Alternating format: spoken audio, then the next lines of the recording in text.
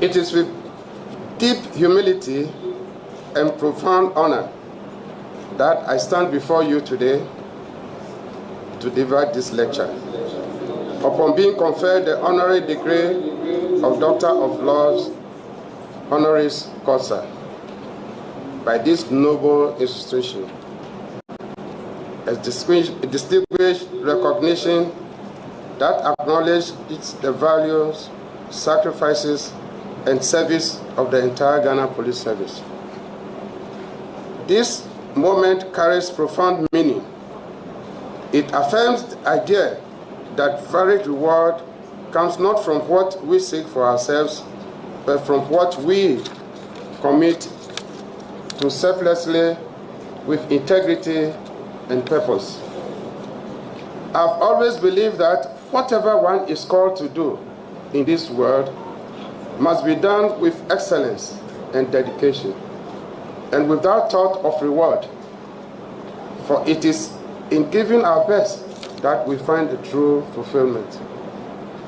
Today, my work in law enforcement and public service has been recognized with such distinguished honors. I accept this honor not as a personal accolade alone, but on behalf of every gallant officer of the Ghana Police Service who, day and night, in times of crisis and calm, put the safety and the security of the nation above all else. Distinguished ladies and gentlemen, it is my pleasure to speak on the theme, the evolving role of the Ghana Police Service in a modern democratic society, which addresses the transformation of the Ghana Police Service and its role in our modern democratic society. The Ghana Police Service, whose proud legacy I represent here today, like many of our institutions, was inherited from colonial rule and developed into a national institution dedicated to serving the security and the justice needs of the Ghanaian people. To understand where we stand today, permit me to briefly revisit history and provide some context for my remarks. The late 19th century, the Ghana Police Service was established under colonial rule. In 1894, the Gold Coast Constabulary was created primarily to serve British interests, maintain order, and protect colonial administrators. During this period, accountability to the local population was limited, and the force's legitimacy in the eyes of ordinary Ghanaians was at best questionable. The transition to independence in March 1957 brought a new name, the Ghana Police Force, along with a mandate to serve a sovereign nation. However, political turbulence, culminating in the 1966 military coup, began to strain the neutrality of the force. Under successive military regimes, the police were too often co-opted to suppress disagreements, enforce curfews, and silence political opposition, thereby eroding public trust and undermining the fundamental principle that the police exists to protect citizens rather than regimes. It is safe to state that regime security at the time was prioritized over human security. The dawn of the Fourth Republic in 1992 marked a significant turning point. The new constitution enshrined fundamental human rights and the need for an apolitical police service.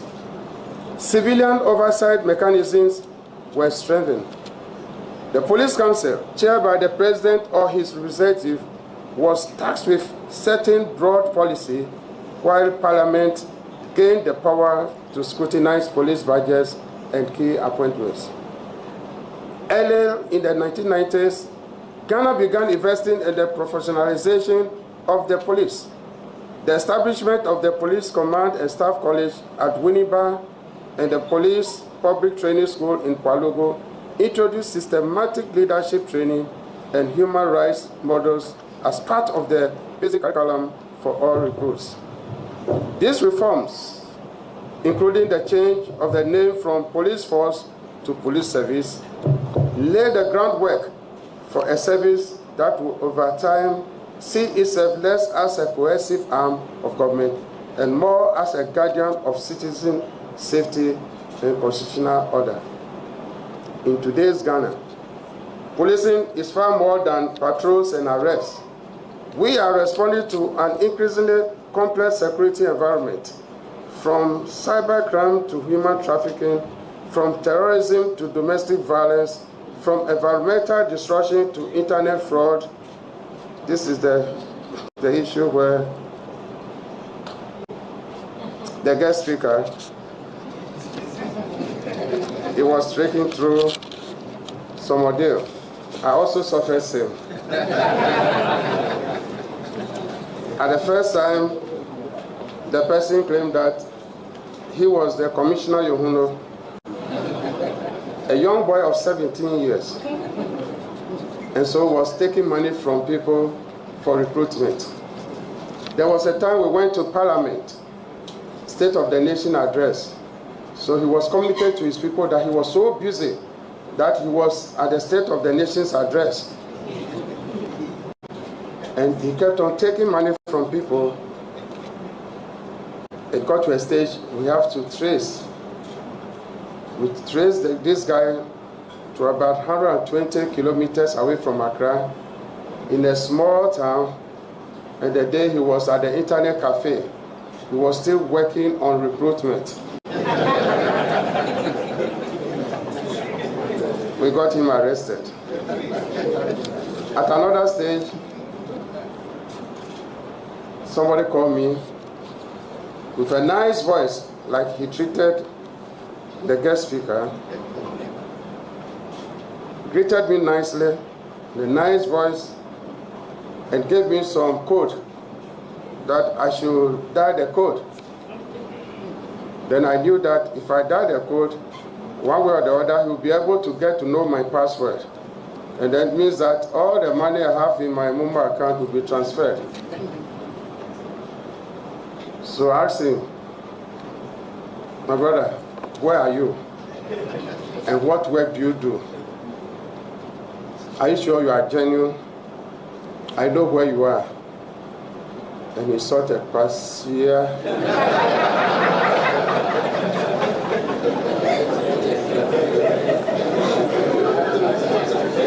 After that, then he switched off the line. I have to track and find out where he lives. We got to know that he was at someone prison. There was another time a prominent man was being threatened that if he doesn't pay an amount of 100,000 to an account, they have given him 3 days, they will kill him. So the man was panting and he rushed to me in my house. I collected the number. When we checked, I told him that, look, this number, it will be in the prisons, so wait and see. So when we checked the location, it was at Isawam. So that is the complex nature of the way these people can behave. There are a lot of things they do in the prison over there. And sometimes they have a machine that will roll, be blowing siren, and then they said, your so-and-so person has been arrested and sent to the police station.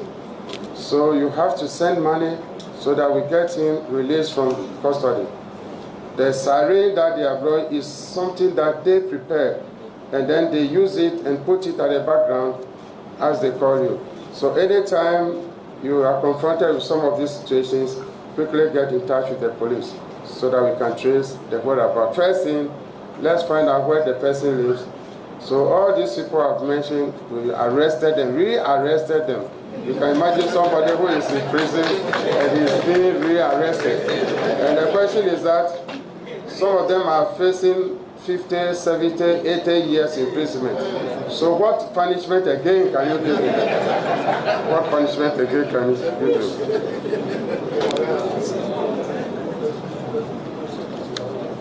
So,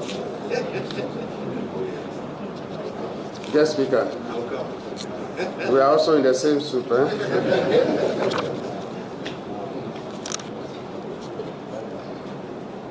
Yes. In the years that followed, successive police administrations worked to strengthen and expand our capabilities and become more responsive to the current realities. Institutional capacity reforms include establishing specialized units such as the cybercrime unit, the one we talk about, anti-human traffic unit, counter-terrorism unit, marine police unit, domestic violence and victim support unit, the special weapons and tactics, that is a SWAT unit, among others. These units were created to tackle emerging threats and offer targeted expertise of national and international importance. Internal disciplinary procedures were also reformed with the creation of dedicated internal affairs units and disciplinary boards to investigate allegations of misconduct, corruption, or excessive use of force. These changes reflect a willingness to confront abuse within the ranks and hold officers accountable to both the law and the public. To reinforce these reforms, the Ghana Police Service Act 1970, Act 350, as amended, clearly defines the duties and powers of officers, obliging them to preserve law and order and to protect lives and property.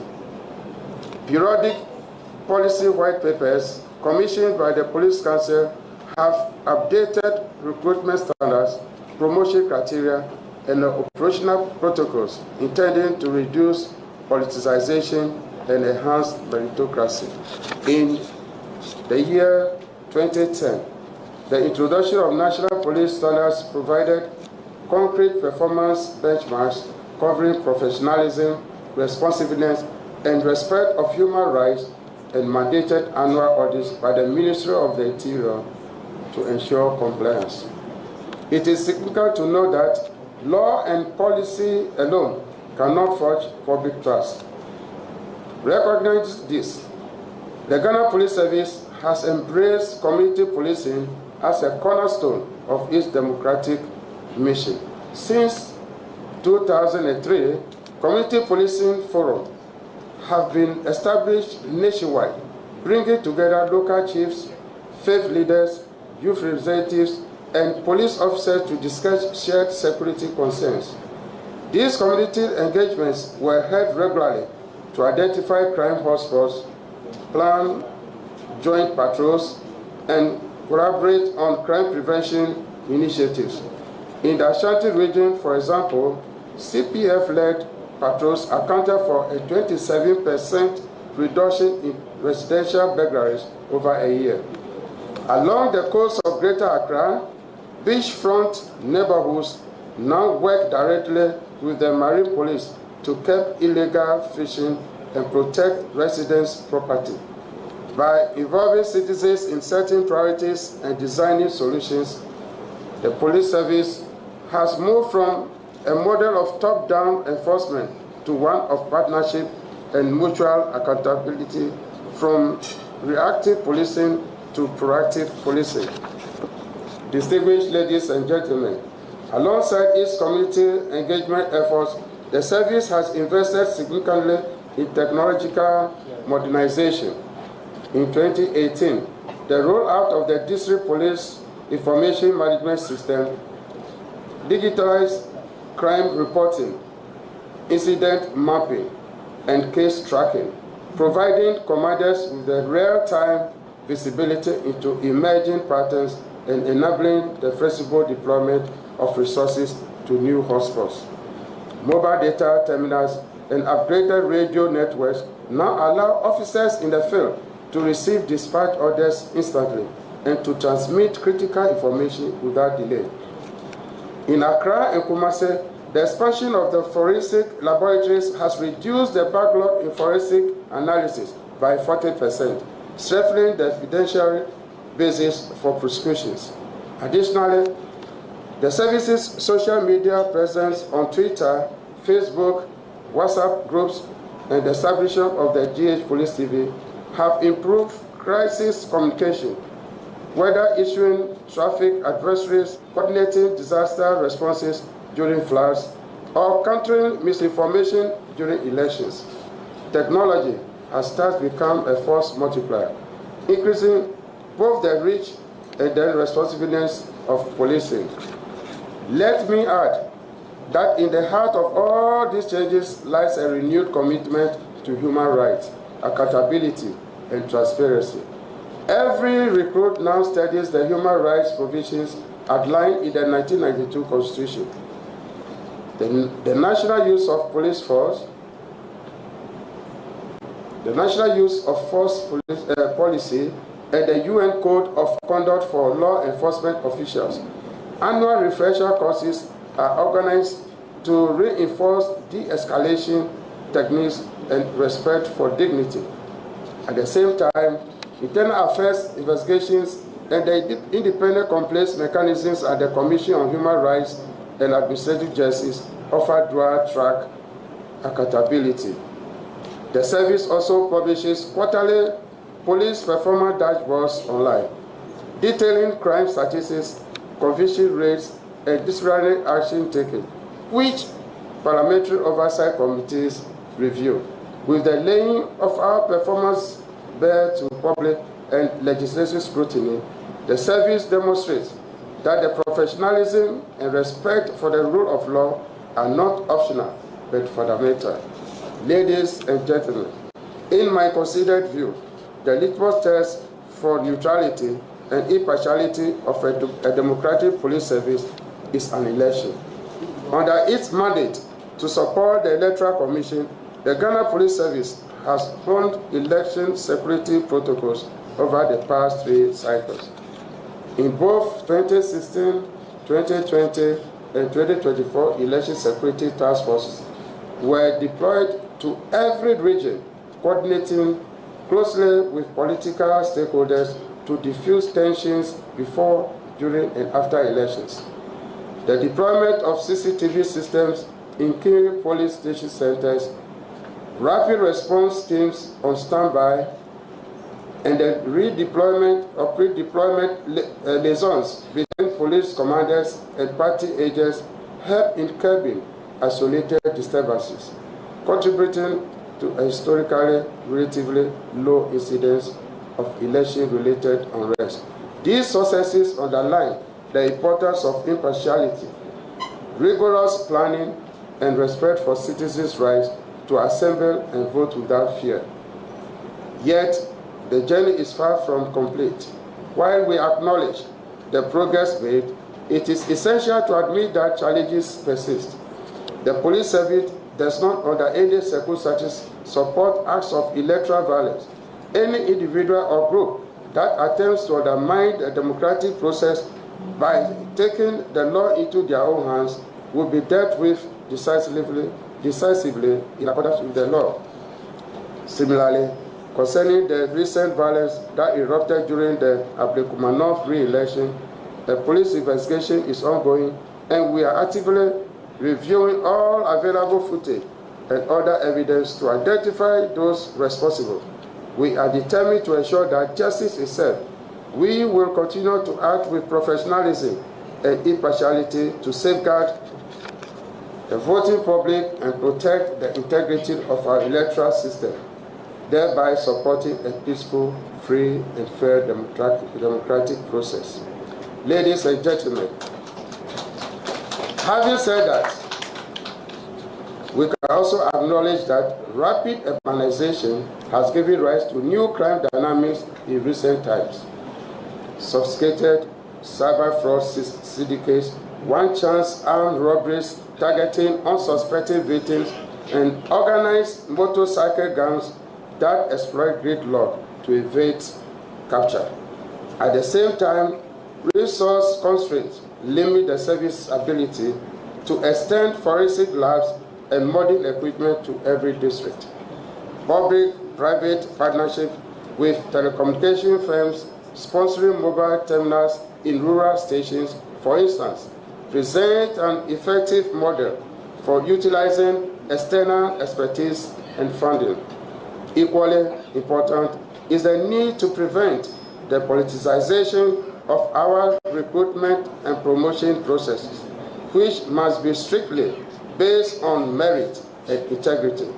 Additionally, enhancing officers' welfare through improved housing, healthcare, and educational support is essential to combat corruption and boost morale. Distinguished ladies and gentlemen, looking ahead, the vision for the Ghana Police Service is to become a smart, citizen-focused institution. Plans are in progress for a national real-time crime center by 2025, which will integrate CCTV feeds, emergency call logs, and all-powered analytics to forecast and prevent crime. A mobile app will enable citizens to report incidents, monitor case progress, and receive timely safe alerts.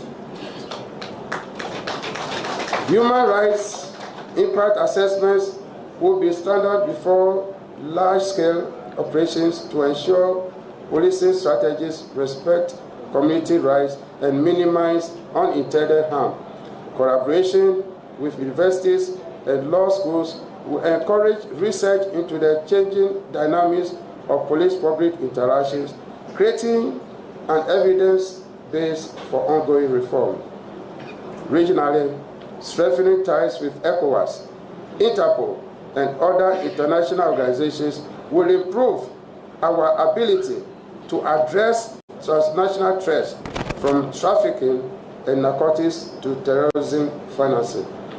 Likewise, by hosting biennial West African policing conferences, Ghana can share best practices and assist in harmonizing protocols across borders. At the heart of all these efforts, however, are our officers, the brave men and women who wear the uniform and carry the burden of public safety with dignity and honor. These officers stand as guardians of peace. Many do so under difficult conditions, often at significant personal cost. Some have made the ultimate sacrifice in line of duty. I pay tribute to them today and to their families, who also serve this nation in silence and in sacrifice.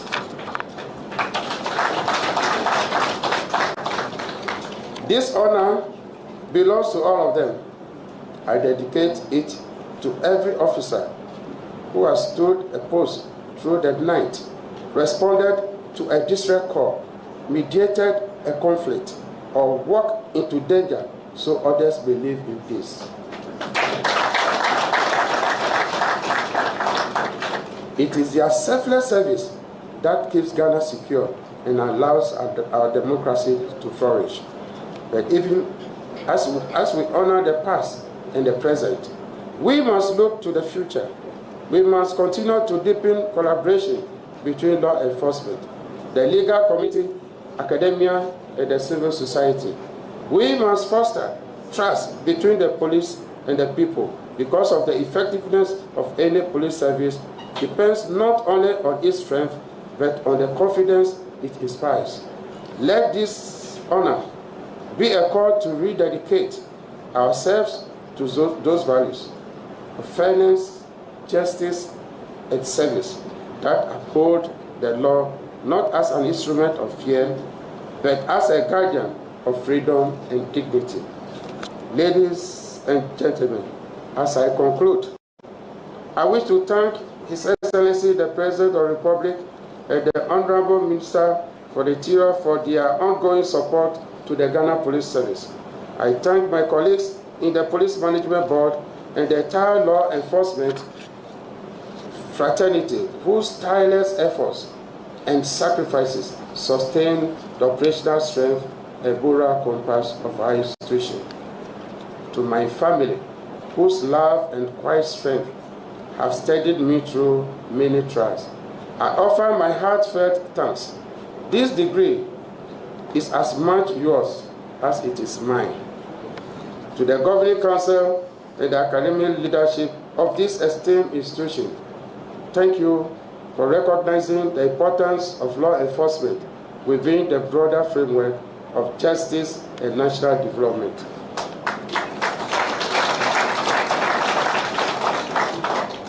To my colleagues in uniform, let this serve as a reminder of why we serve.